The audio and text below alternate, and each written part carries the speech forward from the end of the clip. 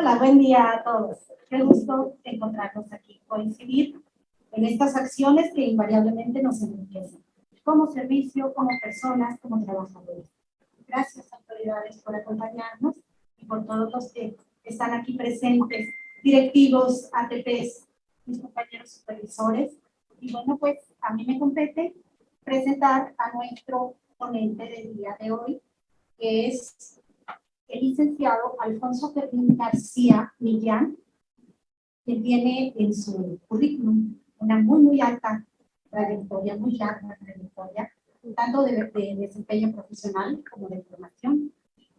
Tiene el título de licenciado en Educación Media en el área de Psicología Educativa de la Escuela Normal Superior de México.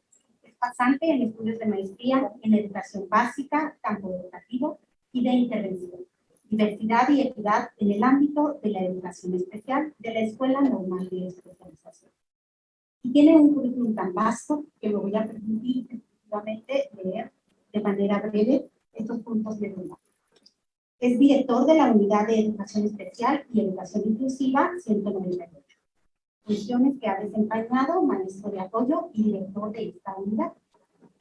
Es asesor externo en la Dirección de Actualización del Magisterio, ha participado en diversos comités de CENEDAL, es evaluador certificado por el INE, es especialista en la redacción de materiales educativos de MetroEdu, tiene publicación de diversos artículos educativos, es colaborador en páginas de Facebook, tiene participación en paneles educativos en Sintoniática Digital, una empresa y productora de medios y radiodifusión, tiene conferencias en la Escuela Normal Superior de México, ha realizado diversas conferencias virtuales desde el Centro de Educación Especial Cobija B en Bolivia, y es tallerista en el primer Congreso Virtual Internacional de Educación Disruptiva en Perú. Diversos cursos anteceden a su formación y él es Alfonso Fermín García Millán, quien nos acompañará el día de hoy con una conferencia denominada Educación Inclusiva y sus implicaciones en educación especial. Un tema por demás actual, porque sabemos que la educación inclusiva es un reto para el sistema educativo nacional. Lo presento, espero que ya esté con nosotros. Bienvenidos. Hola, ¿qué tal? Muy buenos días. Buen día. Bien, voy a permitirme compartir pantalla. Les agradezco la invitación a este evento. Le agradezco a la maestra Rocío. Un momentito nada más, antes de empezar a poner atención completa a su conferencia, invitamos a nuestras autoridades a ubicarse no tan amables para presenciar esta conferencia. Una disculpa, maestra.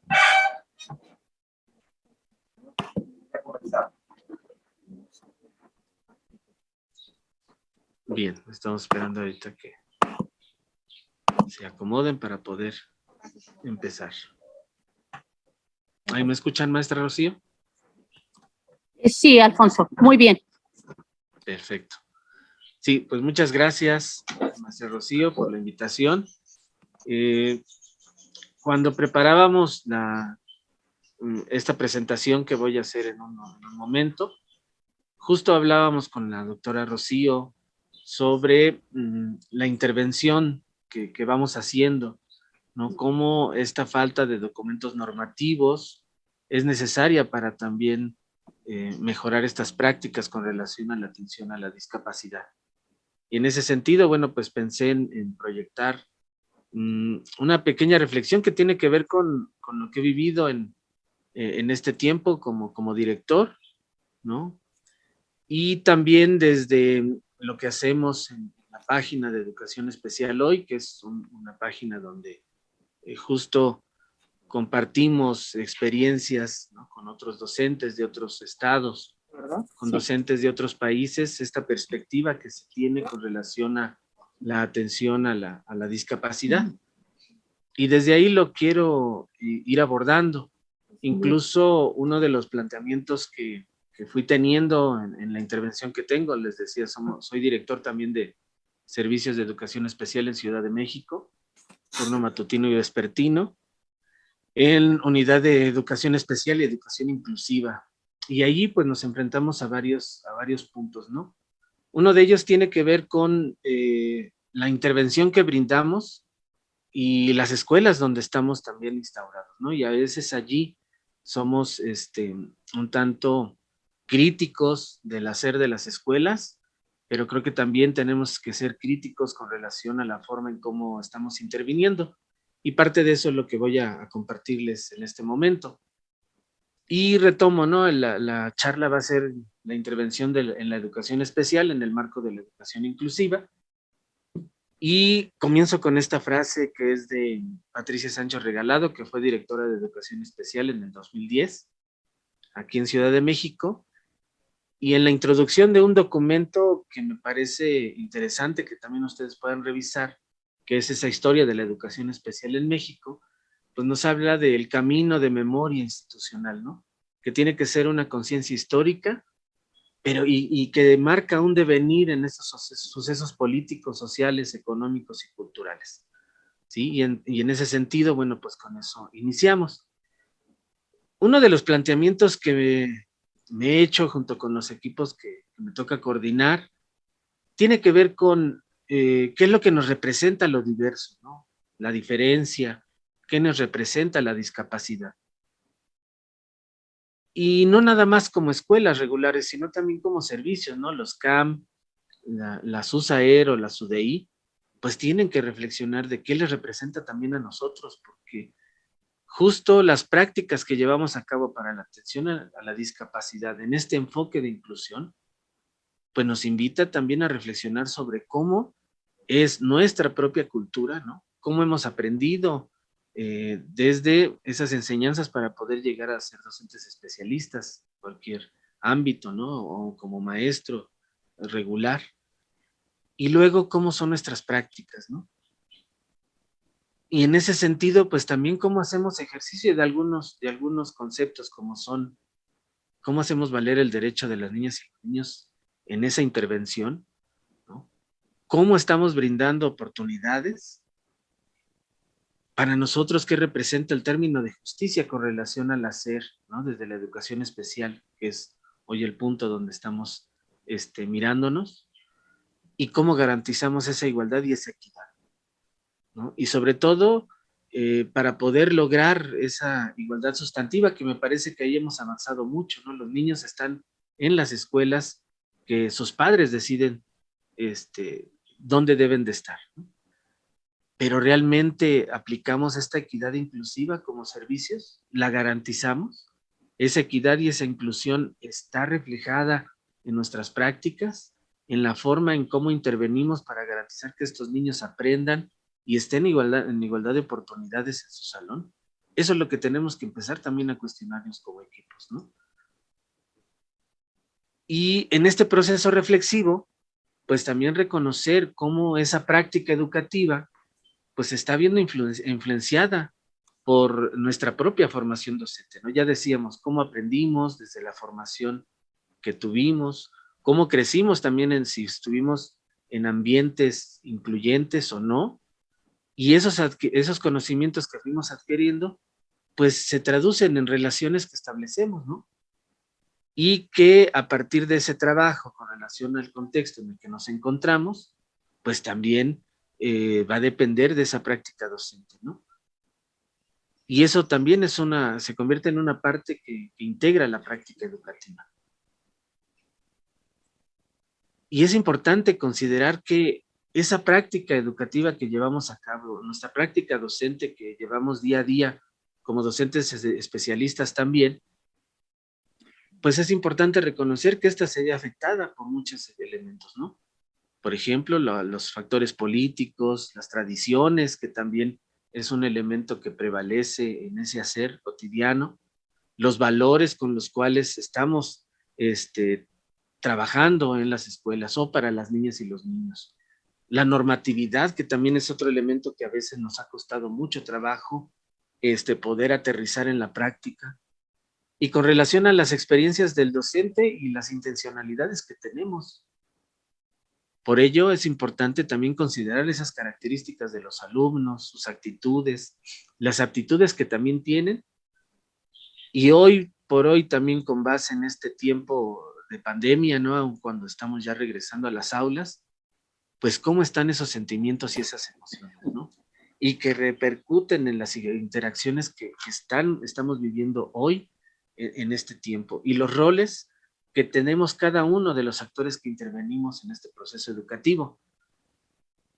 Y por lo tanto, bueno, pues no podemos dejar de pensar que este es un proceso complejo, pero que requiere que los docentes sean conscientes de ese proceso. Si no somos conscientes de ello, va a ser difícil caminar con pasos más adelantados para lograr esto que queremos, que no nada más es la inclusión de las niñas y de los niños en la escuela, sino que también participen y aprendan de manera más activa en las aulas. Y eso es algo que debemos de tener también presente como educación especial.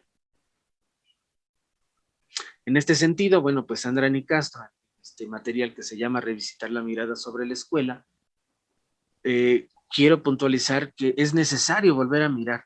Y volver a mirar supone ir hacia atrás, ¿no? Volver a mirar lo que ya sabemos como sujetos cognoscentes y volver a cuestionar entonces lo que hacemos. Y ahí quiero retomar un poco de lo que es la historia, ¿no? De la atención de la educación especial. Justo para invitarlos también a retomar qué de estos elementos que hemos vivido en este tiempo, ¿no? De construcción también de la atención a la discapacidad con el tiempo, pero que siguen en algunos momentos prevaleciendo algunas formas de intervención y formas de pensamiento que están todavía allí, aun cuando los tiempos no corresponden con ello, ¿no? Y a través de la cultura, a través de las experiencias, pues seguimos reproduciendo viejas situaciones a partir de nuestros pensamientos, pero que desafortunadamente a veces se ven reflejados en las prácticas que llevamos a cabo. Y educación especial no está exento de ello. Entonces, vamos a retomar o recordar algunos de estos procesos, ¿no? De modelos de intervención. Y vamos a ir recordando, por ejemplo, ¿no? El modelo de presidencia que tiene que ver con cómo era vista la discapacidad en la Edad Media, ¿verdad? Donde a las personas con discapacidad que no correspondían con estas normas sociales impuestas, pues eran alejados del núcleo social, ¿verdad?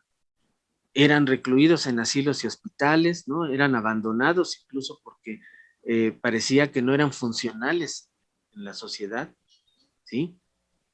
En algunos de estos casos, bueno, pues los niños eran abandonados a su suerte y a veces había infanticidios grandes, ¿no? Que se vivían, pero en otros momentos, bueno, pues vivían recluidos, ¿no?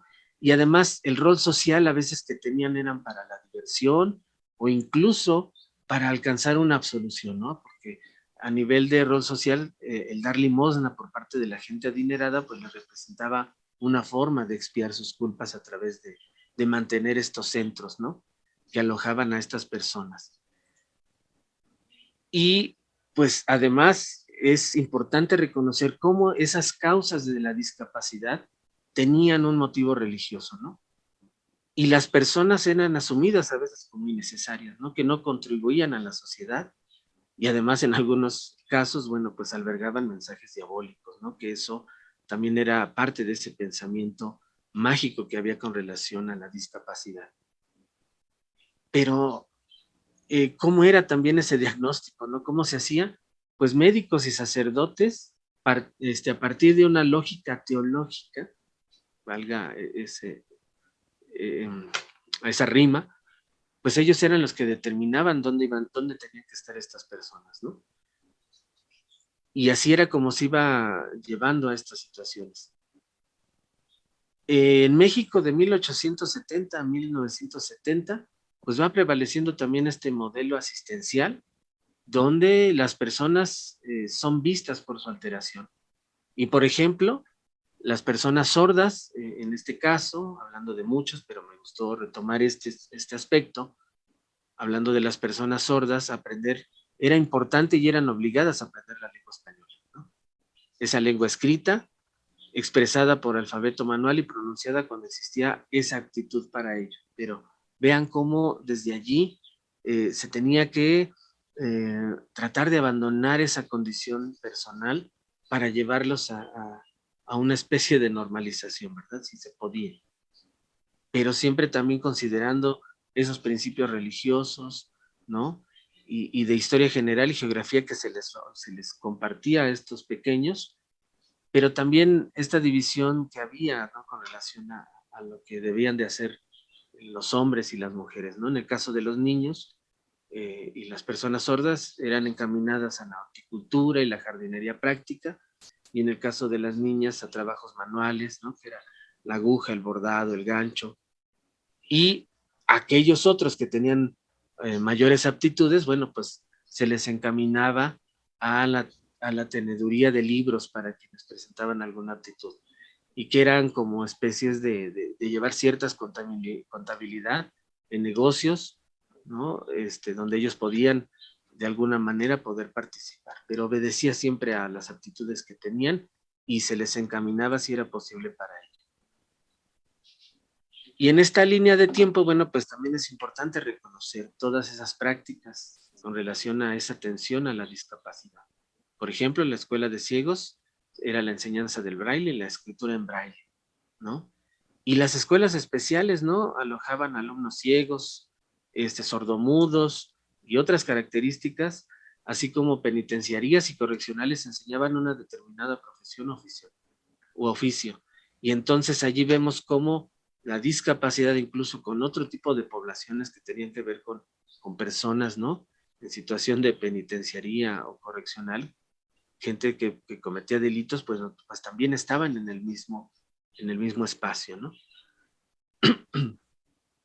Y ahí se les encaminaba para alguna profesión.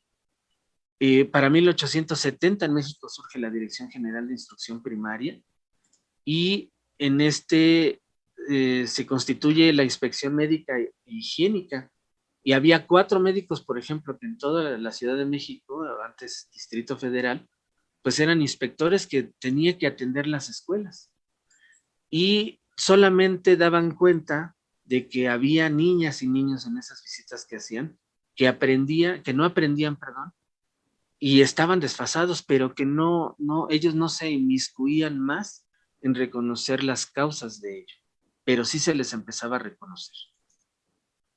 Otro elemento que me pareció interesante fue que, por ejemplo, en Aguascalientes, para esta misma fecha, ya había una conciencia de que las personas tenían que ser educadas en las escuelas. Y entonces, en Aguascalientes, por ejemplo, se imponían sanciones a los papás que no llevaban a sus hijos a la escuela. Pero cuando había niños con discapacidad, sobre todo discapacidad mental o les llamaban con imposibilidad orgánica, podían ser exentos, lo cual generaba de manera legal, una exclusión, y que estaba amparado por la ley de ese tiempo. Entonces, si había niños o niñas con discapacidad, pues si no se les llevaba a la escuela no eran sancionados, y se hacía como se les pasaba, ¿no? A los papás. Para 1901, ¿no? Empieza una explicación de exámenes de ingreso a sordos, ¿no? Por ejemplo, para poder estar en la Escuela Nacional de Sordos, pues se hacían exámenes, ¿no? Que implicaban, si había una posibilidad de corregir alguna patología, pues se le obligaba a recibir un sistema oralizado puro, ¿no? No se respetaba esa condición personal. Y eso, bueno, pues tendríamos que ir viendo si eso sigue prevaleciendo. Por eso decía que el hablar y recordar estos puntos es repensar en qué prácticas, ¿no? Qué pensamientos, fíjense, desde la Edad Media seguimos conservando con relación a lo diverso, con relación a la discapacidad. Y entonces para 1908, pues estas escuelas o enseñanzas especiales para niños que presentaban un desarrollo físico, intelectual o moral que demandaban una educación diferente a las escuelas primarias, pues eran normalizados para después llevarlos a las escuelas comunes. Pero en algunos casos seguían siendo motivo de dispensa. O sea, no había un compromiso real por poder ofrecer el desarrollo de habilidades en estas personas, ¿no? Pues a fin, como estaban dispensados, pues no había ese compromiso real para ello. Y entonces, bueno, pues tendremos que ver si eso sigue prevaleciendo, ¿no? Siguiendo la línea de este modelo asistencial para 1921, pues se marca el inicio de la institucionalización, pues de la educación especial, ¿no? Donde aparecen una serie de elementos que son característicos de la época, ¿no? En Francia, con Binet, todos estos elementos de test, de pruebas de inteligencia, pues están en un pleno auge, y lo único que contribuye esos elementos a hacer más exclusión, ¿no? Para México, los test, los cuestionarios y los exámenes sirven para medir, para clasificar y diferenciar a los alumnos por patologías y déficit. Y pues esto representaba una atención en instituciones especializadas, ¿no? No podían estar con todos en las escuelas. Y para 1922 comienza a surgir el enfoque médico-pedagógico, ¿no? Donde empieza a haber una colaboración entre los médicos y los educadores, donde estos últimos tenían la obligación de tener nociones teóricas y prácticas para poder detectar a los anormales llamados en ese tiempo, ¿no? Y ver de qué manera podían proporcionar una educación intelectual y moral. Y esto iba a depender de estos hallazgos que tenían, ¿verdad? En ese mismo año, pues también surge el Departamento de Psicopedagogía e Higiene Escolar, sobre todo que sirvió para seguir clasificando, hacer una clasificación en la escuela, ¿no? De quiénes sí eran educables y quiénes no. Y entonces, pues empieza a institucionalizar también una forma de escuela a la medida, ¿no? Que también se le llama, ¿sí?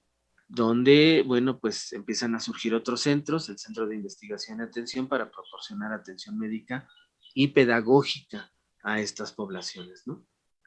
Y nace este Instituto Nacional de Psicopedagogía con la intención de 3 puntos importantes, ¿no? Por un lado, tratar de mejorar el rendimiento escolar y donde también el docente pudiera identificar adecuadamente las capacidades de los alumnos, utilizar métodos y procedimientos pedagógicos acorde a las necesidades y a las patologías identificadas. Y tenía esa intención de evitar que se subdividiera en adelantados y retrasados, ¿no? Algo que se había generado, ¿no? Con esto, bueno, pues intenta detener, ¿no? En 1935. Entonces, aquí podemos ver un poco cómo ha sido, ¿no? La atención a las personas con discapacidad en el tiempo. Y por eso les decía, es importante reconocer, ¿no? Que es lo que se sigue conservando. Pasando al modelo médico rehabilitador, bueno, pues nace a principios del siglo XX, ¿no? Todas estas situaciones de guerras, ¿no? De los conflictos bélicos, como la Primera Guerra Mundial, pues también deja muchas personas mutiladas. Esto pues lleva, ¿no? A repensar en cómo se estaba considerando a la discapacidad y empiezan a generarse leyes laborales, ¿no?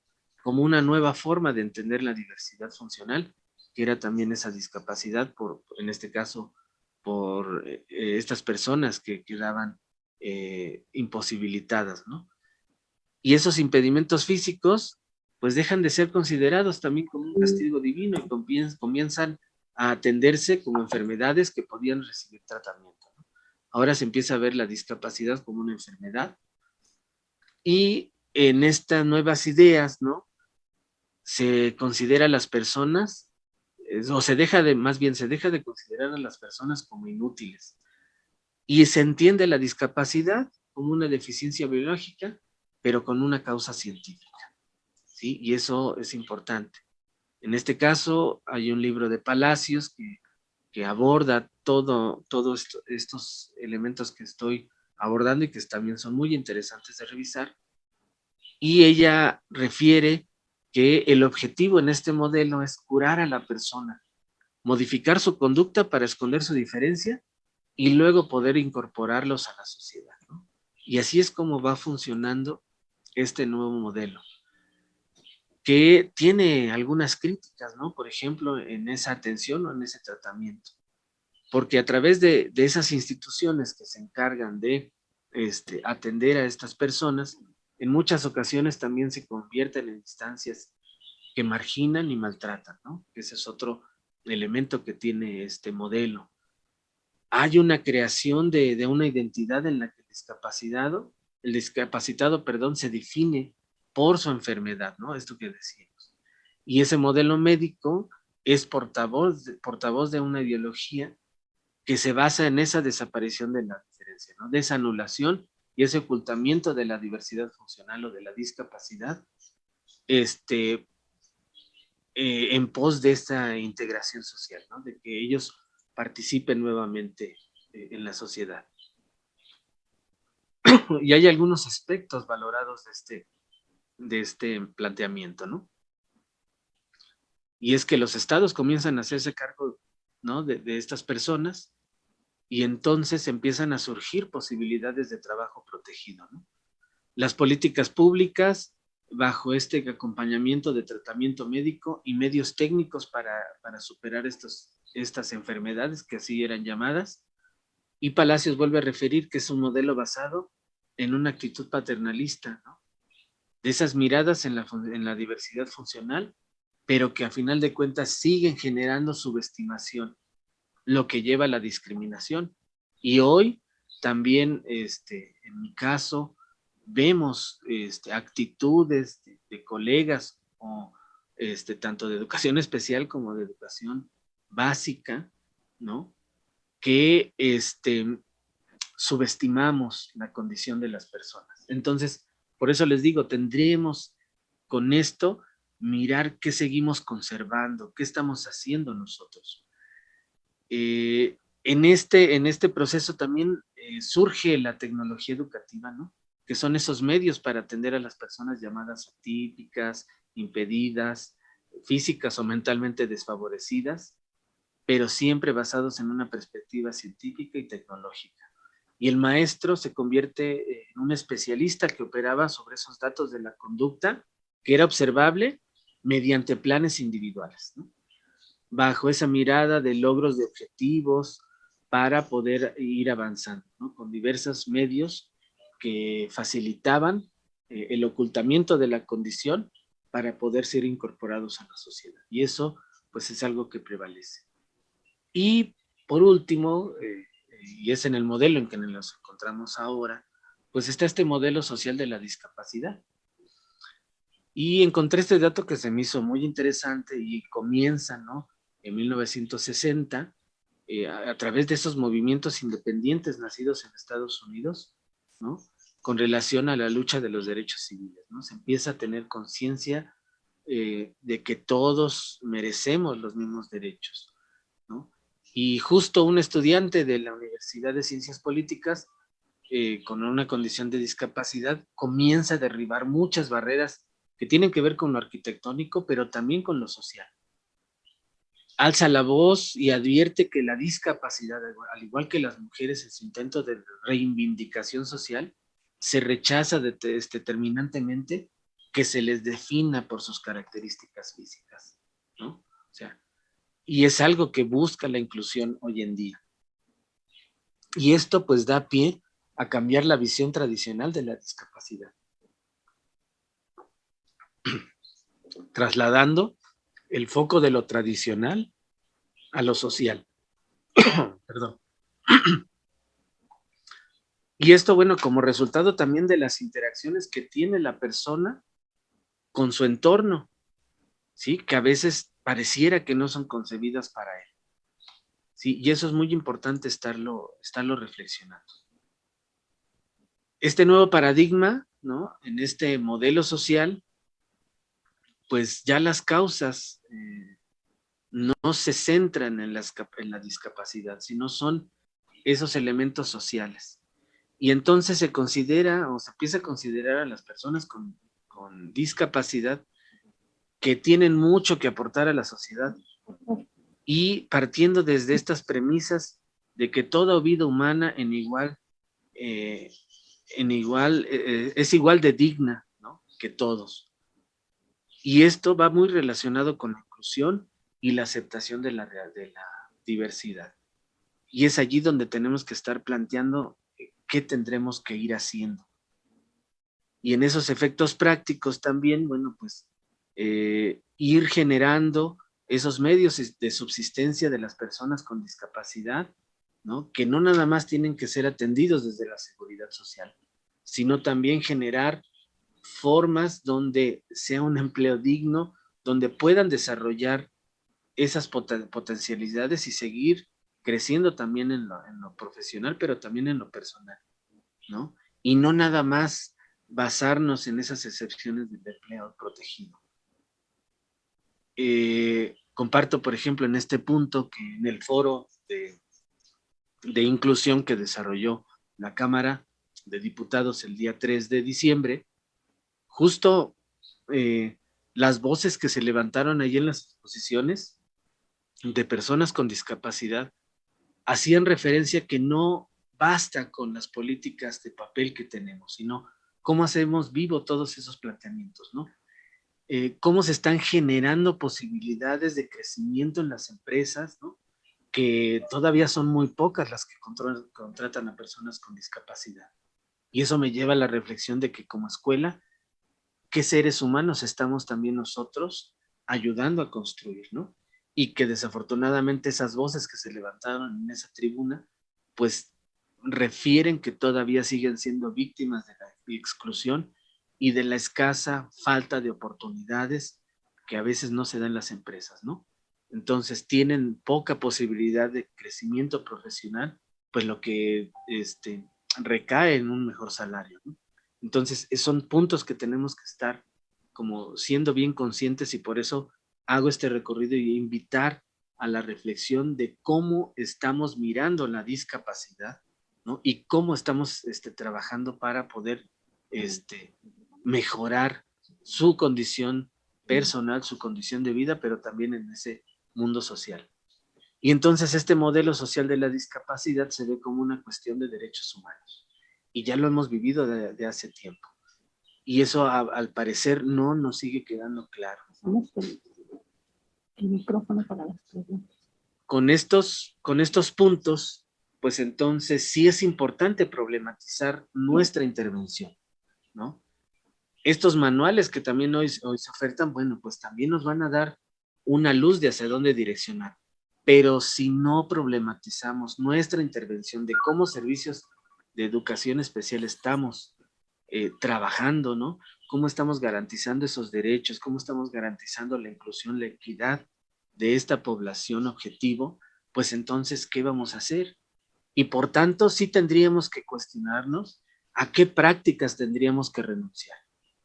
Pensemos en este recorrido que acabamos de hacer muy rápido, ¿no?, que tiene que ver con estos elementos, ¿no?, de la forma de cómo se ha mirado a la diversidad y cómo se ha brindado atención. Pues es importante que la escuela, y no nada más voltear a mirar a la escuela, el mismo CAM, las mismas USAER, las mismas UDI, tienen que mirar y preguntarse qué prácticas tienen que renunciar, ¿no? Y entonces, y esto lo retomo de Pilar Posner, ¿no?, ella siempre invita a hacer esta reflexión. Me he estado formando los últimos meses con ella, y entonces preguntarnos qué se vale conservar de las prácticas, porque no todo se tiene que desechar, no es empezar de cero, sino de eso que hago bien, de eso que sí me está sirviendo, de qué sí puedo seguir echando mano. Y luego entonces, qué prácticas se tienen que construir para atender a la discapacidad desde el modelo inclusivo, porque también ahí hay un gran debate, ¿no? Pareciera que la inclusión tiene que ver con un otro, ¿no? Y en este caso, a veces la USAER, a veces el CAM, pareciera que es al que le corresponde la inclusión. y no hemos entendido que el modelo inclusivo nos lleva a todo el sistema educativo, ¿no? Desde las altas estructuras, pasando por las coordinaciones sectoriales, por esas unidades operativas, ¿no? Las zonas de supervisión, ¿no? Las escuelas, el director, y los que estamos ahí, los docentes, incluso los padres de familia. Entonces a todos nos implica la inclusión.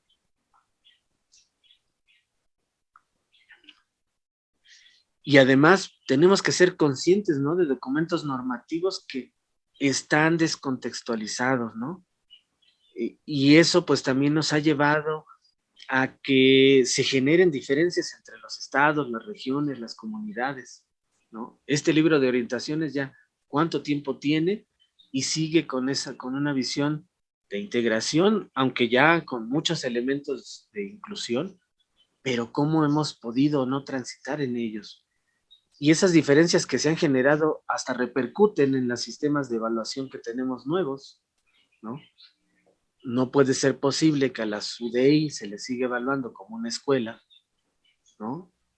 Y que eso entre y sea parte de ese sistema que ya allí hasta hay ciertas desventajas que tenemos como servicio. No se reconoce a estos servicios lo mismo que pasa con la discapacidad. Y entonces no somos flexibles en todo el sistema para poder evaluar de manera más justa, hablando de procesos de evaluación, ¿no? Y estos servicios de profesionalización docente, que ahí nos encontramos, y eso pues no ayuda. Y estos, por ejemplo, en la presentación de estos manuales de operación, pues permiten, ¿no? Poder tener una sincronía entre cada estado, ¿no? Para poder ir direccionando esas posibilidades y esas formas de intervención para poder garantizar, como bien lo decía hace un momento, ¿no? El responsable de educación básica, ¿no? Y que tiene que ver con garantizar ese aprendizaje, con garantizar la participación de todas y de todos los alumnos, pero sí tiene que pasar por una reflexión de nosotros, ¿no? Y además que estos nuevos tiempos también implican un nuevo modelo de organización, ¿no? Cómo se tienen que organizar los servicios para intervenir desde esta reflexión de su propia intervención, de qué es lo que se está ofertando para que las y los niños con discapacidad realmente sean, no nada más sean incluidos, sino también se les tenga que ofrecer o desarrollar posibilidades en la inserción social. Lo platicábamos hace unos días con la maestra Rocío, ¿no? Y hacíamos este referente, ¿no? Si no tenemos esos elementos que tienen que ver con la educación especial para lo que estamos allí, donde nuestro compromiso es poder brindar herramientas específicas para estas personas, ¿no? Y además, responder a otro tipo de necesidades que tienen que ver con esas habilidades adaptativas, que tienen que ver con ese desarrollo autónomo de las personas, pues entonces también difícilmente vamos a poder avanzar, ¿no? Y le vamos a poder ofrecer herramientas útiles para la vida, ¿sí? Y que a final de cuentas no solo es el currículum oficial, no solo es los temas que se tienen que aprender, sino en esa educación integral, cómo estamos dando respuesta para que estas personas sean incluidas realmente, les decía, no solo en la escuela, sino que en algún otro momento tienen que estar incluidas en la sociedad, ¿sí? Y entonces, pues eso nos lleva a responder de una mejor manera, ¿no? ¿Dónde tendremos que ser más innovadores? ¿Dónde tenemos que ser más creativos? ¿Dónde tenemos la responsabilidad de trabajar para esa igualdad de oportunidades de las personas con discapacidad, ¿no? Y además tendremos que concientizar a toda la comunidad escolar y trabajar en colaboración. No puede seguir siendo posible que nosotros también trabajemos de manera individualizada. Hace unos días me contactaba una maestra, ¿no? de un estado y me decía que no conoce lo que hace la USAER, ¿no? O sea, el maestro va, da clase allí, pero no hay ninguna comunicación allí con el docente. Entonces, este docente decía, es que me siento ya violentado en mi hacer y yo no sé por qué está para ahí el maestro de educación especial. Es obligación estar conmigo todo el tiempo, me decía. Y entonces, nos estamos poniendo de acuerdo para un mismo fin. O siquiera estamos reconociendo esos mismos fines. Entonces, la colaboración es importante en este tiempo donde tenemos que ir llevando a estos procesos de inclusión, pues desde allí, desde organizarnos, de poder nosotros ponernos de acuerdo con nuestros compañeros de educación básica. Y entonces sí, analizar y generar un plan de trabajo que realmente responda a esas necesidades, intereses de los niños, ¿sí? Sin descuidar esa condición personal. Y para ello, bueno, pues Ignasi Puig de Llebol, ¿no? En 2019 me gustan estos elementos que toma y que yo considero que son unos elementos clave para la atención de la discapacidad desde la inclusión. Debemos de tener presente la condición personal de estas personas, ¿no? No podemos seguir tratando de que la condición personal se anule, ¿no? En esa falsa inclusión. No podemos anular esas situaciones personales de cada uno de ellos, ¿sí? Para poder normalizarlos. Tenemos que transitar, tenemos que respetar esa condición personal. Y entonces, ¿qué acciones tenemos que hacer para que a partir de ese respeto a la condición personal desarrollemos habilidades que les permitan ser parte de la sociedad, pero desde el respeto de su persona, ¿sí? No haciéndolo como lo hemos venido trabajando, como una situación normalizadora. Es importante reconocer el entorno familiar, hacerlo partícipe también de este proceso educativo, ¿sí? Tenemos que concientizar a las familias para que apoyen a las personas con discapacidad. En uno de los programas que hacemos, que se llama Historias de Vida en Educación Especial Hoy, justo uno con las personas que he platicado son personas con discapacidad que comparten sus experiencias y ahí tratamos de visibilizar la importancia de la educación especial, de la inclusión, y miramos que la familia en estas personas es un factor importante para poder trascender y poder seguir avanzando. Y no quiere decir que los que no reciban apoyo de familia no pueden avanzar, porque entonces la escuela puede ofertar destinos diferentes. Pero si lo hacemos con el apoyo de las familias, va a ser mucho mejor. Porque hablando de la historia escolar, pues ahí hablamos de todo lo que sucede en la escuela. Si la familia no apoya, entonces la escuela tampoco. La escuela no va a ofertar nada para esta educación. No podemos seguir pensando que la escuela no educa, que es la familia, y no es cierto, porque estudios han dicho que la escuela es la segunda institución socializadora. Y entonces, ¿qué nos corresponde a nosotros hacer? Ya no podemos seguir replicando historias de fracaso escolar porque la escuela no incluye, porque la escuela, desde las actitudes de las personas, no se lleva a prácticas que favorezcan esa intervención. Y la actitud, como dice Carlos Escler, los gestos amables a veces no son ni los primeros que se notan para que el niño o la niña, y no nada más las personas con discapacidades, hablo de todos, se sientan en un ambiente seguro y se sientan en un ambiente propicio para el aprendizaje. Y luego, también ese entorno social, ¿no? Ese contexto en el que estamos, cómo puede o no apoyar a las niñas y los niños. ¿Sí? Porque si esto no se da, o va a ser, ¿no? Va a favorecer más esta inclusión, o va a ser menos incluyente. Y estos 4 elementos clave me parecen vitales para el desarrollo de las personas, ¿no? y como les digo y repito, desde el reconocimiento de su condición personal. Y para ir cerrando este espacio de reflexión, pues retomo un esquema del doctor Yadier Julián, que es de Chihuahua, ¿no? Es un colaborador, bueno, es el creador de TEI de México, ¿no? Es un grupo donde pertenecemos algunos maestros y docentes, y que él, a través de este esquema, y retomo una de las primeras láminas con las que iniciamos, que dicen que para lograr la no discriminación se necesita un equilibrio entre la equidad inclusiva y la igualdad sustantiva. Porque la igualdad sustantiva creo que la hemos ido garantizando. Los niños están en las escuelas, ¿no? Se les ha tratado de tener allí, se está garantizando ese derecho de estar en la escuela. Y ahí está la igualdad sustantiva, ¿no? Esa exigencia de tratar a todas las personas de igual forma y sin distinción alguna se está logrando. Pero ¿estamos garantizando la equidad inclusiva?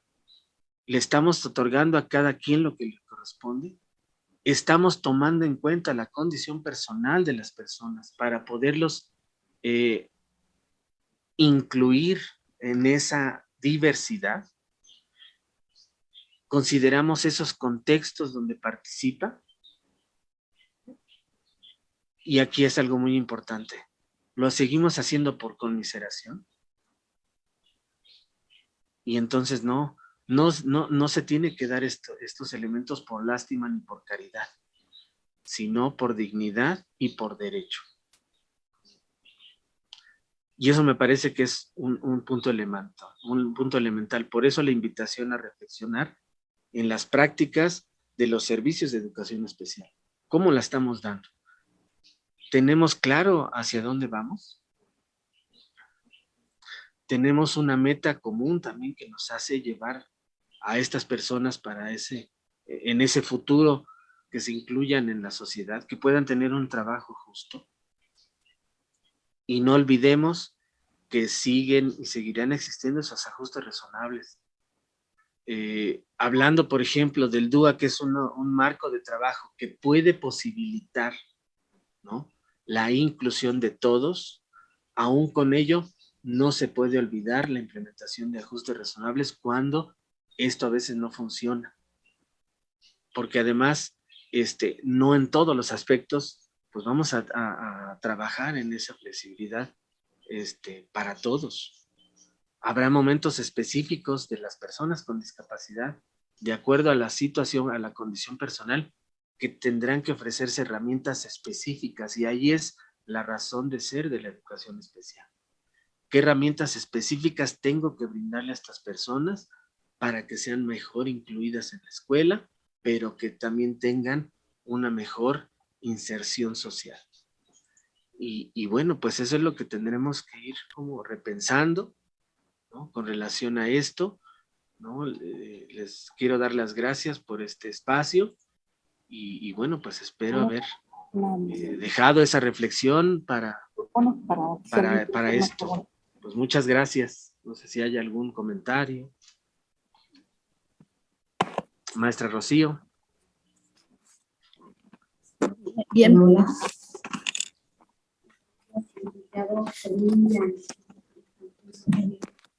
Por la disertación de esta temática tan actual y tan importante para todos los aquí presentes.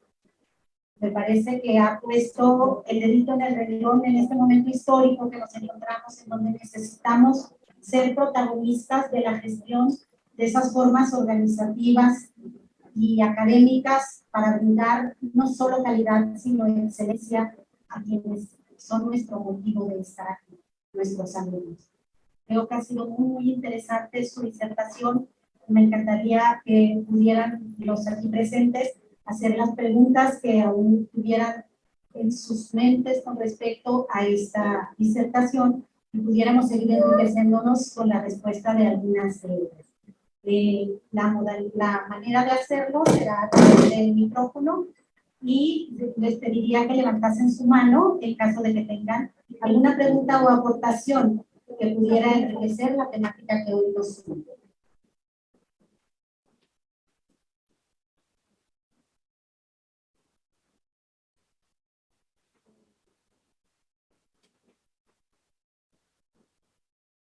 Muy bien, pues creo que fue muy interesante. Mientras ustedes piensan alguna preguntita, me gustaría comentar que el licenciado Alfonso Millán nos plantea primeramente qué nos representa, qué nos implica, pero qué respuesta damos ante la diversidad.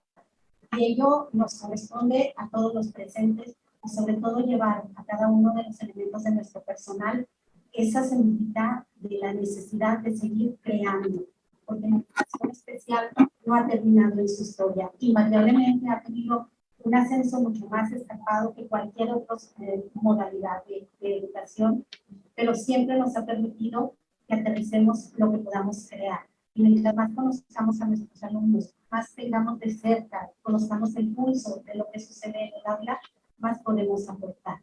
Qué bendición estar aquí, porque es una bendición no solo como profesionistas, sino como personas. Nuevamente, gracias, licenciado Alfonso Millán, por estar con nosotros, por compartir y por enriquecernos precisamente en el día de hoy, en el que aterrizamos una de esas acciones, que es los manuales de atención. Creo que llegan a respaldar en gran medida el trabajo que realizan. ¿Qué considera que persiste en México de los modelos por los que ha transitado la educación especial?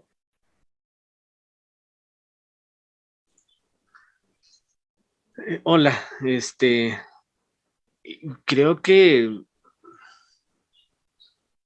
pues prevalecen varios y eso también obedece a la cultura en la que estamos, ¿no? Para poder hacerlo un poco más vivo esta respuesta, recuerdo que acá, por ejemplo, en Ciudad de México, en 2014, por ejemplo, se da ya la Ley General para la Protección de Niñas y Adolescentes, no sé si ustedes recuerdan, que tarda además mucho tiempo, ¿no? Del 92, que fue la primera, que es cuando México retoma todo lo que tiene que ver con estas iniciativas de la protección de los derechos de las niñas y de los niños. Y hasta 2011, ¿no? Surge una primera propuesta y en 2014 surge una ley general después de muchos años. Y los maestros se cuestionaban y todavía con los papás se sentían dueños de sus hijos y que sus hijos no eran garantes de derechos. Entonces, no se ha armonizado, o sea, aunque la parte normativa, ¿no?, está presente, creo que los pensamientos no hemos podido transitar de ellos. Entonces, me ha tocado docentes que consideran a la discapacidad que no van a aprender y entonces no se ven obligados a dar una intervención, porque al final no aprenden, ¿no? A veces ya desde el inicio ya los están reprobando. Apenas tienen al alumno y esos niños ya no son dignos de ser acreditados con una evaluación justa ni por un proceso educativo que les permita aprender. Entonces, me parece que eso va a depender del lugar en el que estamos, ¿no? De las culturas también tan arraigadas que tenemos, ¿no? Con relación a muchos temas, ¿no? La mujer, los niños, la discapacidad. Y eso me parece que va a depender de la persona, del lugar en el que están, de las culturas y las creencias también de las comunidades. Y eso, pues, creo que es donde nos tienen empantanados en ese avance para el trabajo con las personas, ¿no? Y ya no hablemos de inclusión, hablamos de considerar a las personas por ese hecho de ser personas y por ese derecho que tienen, como todos, ¿no? A recibir educación, a participar, a tomar en cuenta para las decisiones. Y entonces va a ser influenciado por muchas cosas. Entonces sí es muy complejo dar una respuesta específica porque va a depender de muchos factores, ¿no? De nuestra propia mirada, de nuestra propia formación incluso, ¿no? Si yo no crecí en un ambiente incluyente, pues también eso es difícil, ¿no? Ayer, por ejemplo, nada más para dejarlo así, un gato se metió a la casa, ¿no? Y lo correteó el perro y lo arrinconó. Entonces a la hora de tratar de liberarlo, pues lo suelto y el gato veo que está mal, algo tiene porque estaba muy desorientado, no podía ni correr. Y entonces yo tenía dos decisiones, o dejarlo que así se fuera a la calle, para que igual fuera víctima de otros perritos y lo mataran, o entonces llevarlo al médico veterinario. Entonces, se dan cuenta cómo tomamos decisiones en cada momento y eso va a depender de nuestros intereses, va a depender de nuestra ética, de nuestra responsabilidad, de lo que le estamos enseñando al otro. En este caso decidí llevarlo al veterinario y aquí lo tenemos en casa cuidado.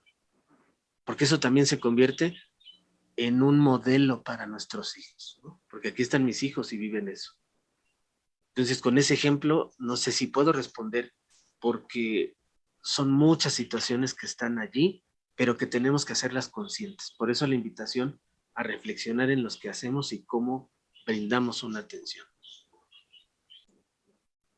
Muchísimas gracias. ¿Existe otra pregunta? Bien, no me queda más que agradecerle al licenciado Alfonso Fermín García Millán por su participación el día de hoy, desde su espacio en Ciudad de México, si no me equivoco, y pues decirle gracias porque enriqueció.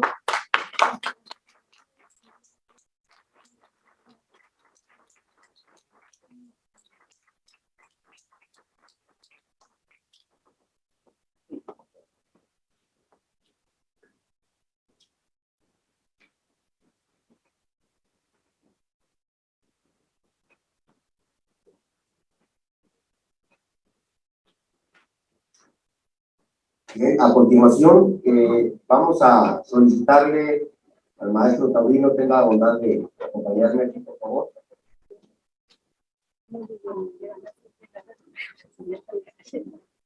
Vía internet.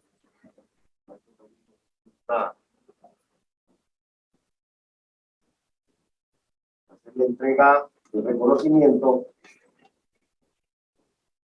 a la maestra Marta Patricia. ¿Me gusta pasar por aquí, por favor?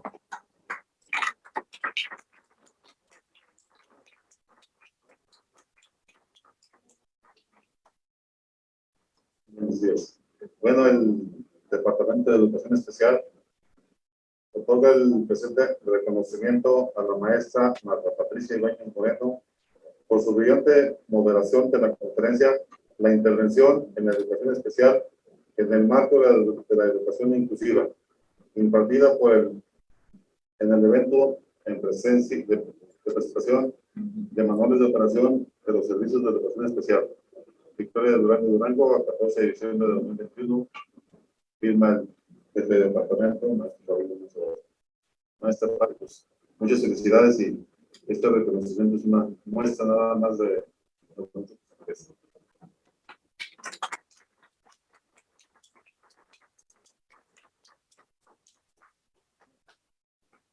Gracias, maestro. Gracias, maestra Patricia. Felicidades. Ahora invitamos al maestro, gracias. Invitamos al señor jefe de departamento, al maestro Raúl Luis Orozco, para hacer la entrega, para dar lectura al reconocimiento del maestro Alfonso Fermín García Millán.